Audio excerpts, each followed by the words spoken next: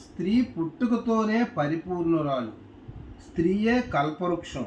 స్త్రీ దేవతా స్వరూపం.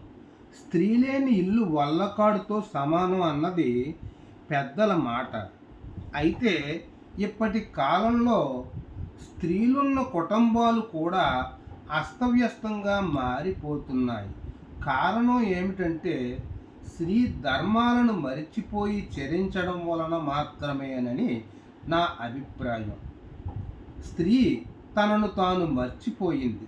అది గుర్తు చేయడానికి నేను సేకరించినది చదువుతున్నాను, వినండి.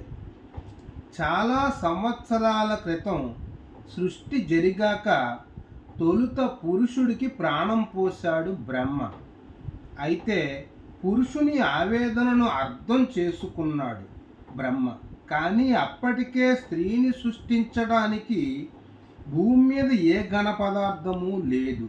ఎలా అని అనుకున్న బ్రహ్మకు ఆలోచన వచ్చి స్త్రీని సూర్యకిరణాలలోని తీక్షణత, మేఘాల్లోని ఆర్ద్రత, కుందేటిలోని పిరికితనం, పులిలోని కరుకుదనం, నిప్పులోని వెచ్చదనం, మంచులోని చల్లదనం, తేనెలోని తీయదనం, రాయిలోని కఠిన గుణం, చీమలో విశ్రమించే తత్వం, చీమలోని శ్రమించే తత్వం, పవనంలోని చంచలత్వం, కాకి గోల, కోకిల ఏల, కొంగ చతురత, చకోర పక్షి స్వచ్ఛత, చివరగా నెమలిలోంచి అద్భుతమైన ఆకర్షణ అన్నీ మేళవించి తయారు చేశాడు బ్రహ్మ.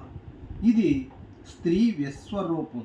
స్త్రీ ధర్మంగా ఏది ఎక్కడ ఉపయోగించాలో తెలుసుకుంటే కుటుంబాలు బాగుంటాయి.